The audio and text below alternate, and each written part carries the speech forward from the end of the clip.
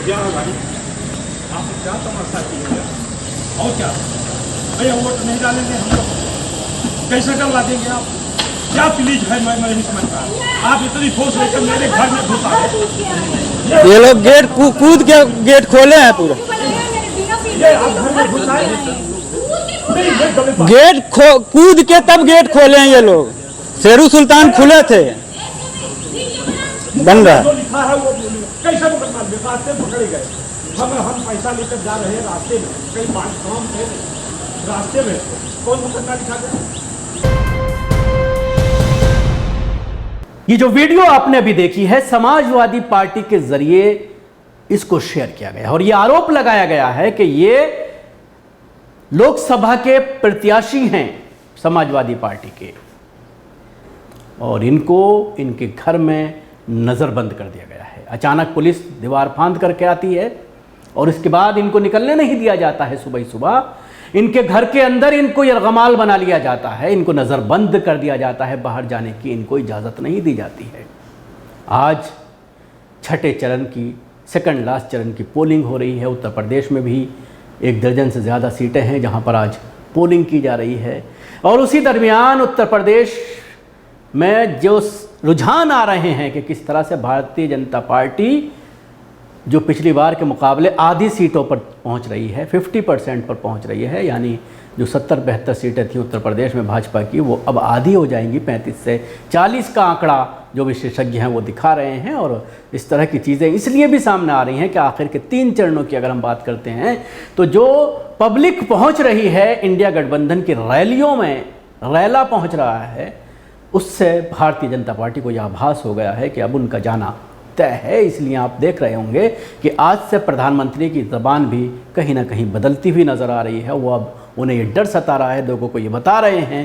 वो एक रैली में ये कहते हुए नज़र आए कि अगर सरकार आ जाती है इंडिया की, तो आपको ऐसा राज दिखाई देगा जो आपने कभी नहीं देखा है। फर्स्ट टाइम वोटर्स ने ऐसा राज नहीं देखा है। उन्होंने 2014 से पहले जिस तरह का राज था वो वैसा ही राज आ जाएगा, ये कहते हुए वो डराते हुए नज़र आए हैं फर्स्ट टाइम वोटर्स को। तो कहीं ना कहीं अंदर से सुगबुगाहट इनको लग रही है, अंदर से बौखलाहट लग रही है कि अगर इंडिया सरकार बनाने में कामयाब हो जाता है और हमारी हालत उसी तरह की होती है जिस तरह के सर्वे आ रहे हैं, जिस तरह से ग्राउंड रिपोर्ट आ रहे हैं, जिस तरह से इनकी इंटरनल एजेंसीज़ जो आंकड़े दे रही हैं, तो फिर इनके लिए बड़ा मुश्किल हो जाएगा। हो सकता है कि जेल भी जाना पड़े अमित शाह और मोदी को, ये जब इस तरह की चीज़ें सामने आ रही हैं। तो सवाल यही है कि पूरी तरह से दल बल का इस्तेमाल किया जा रहा है उन राज्यों में जहां पर भारतीय जनता पार्टी की सरकारें हैं। योगी आदित्यनाथ ने एक कैंडिडेट को सुबह ही सुबह घर के अंदर नज़रबंद करा दिया। तो सवाल यही खड़ा होता है, कहाँ है इलेक्शन कमीशन,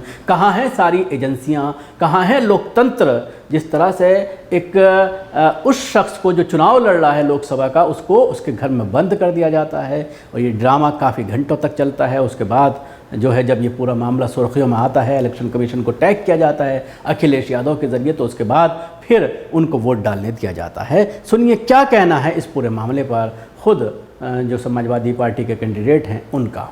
हमने आज इस पोलिंग स्टेशन पर अपना मतदान किया है और हमें पूरा विश्वास है कि पुलिस के तमाम हरकतों के बाद भी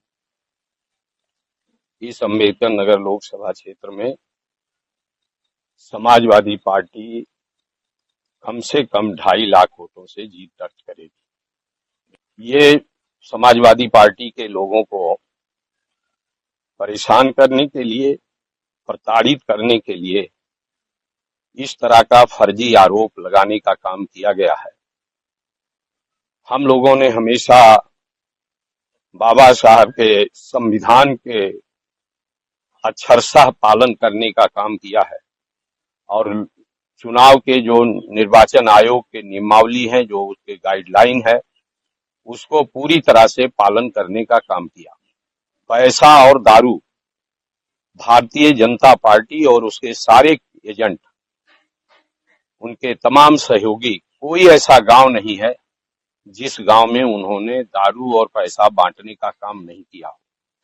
अब सवाल यही है कि आज यानी शनिवार को लोकसभा चुनाव के छठे चरण के लिए वोट डाले जा रहे हैं। वोटिंग शाम 6 बजे तक चलेगी। जैसे जैसे दिन का तापमान बढ़ रहा है, वैसे वैसे बयानबाजी भी तेज़ हो रही है। समाजवादी पार्टी के यूपी पुलिस पर आरोप लगाया है कि पूर्वांचल की अंबेडकर नगर सीट पर सपा प्रत्याशी लालजी वर्मा को नज़रबंद कर दिया गया है। और ये आप टीवी स्क्रीन पर देख सकते हैं शॉट्स, नज़रबंद के ये शॉट्स हैं।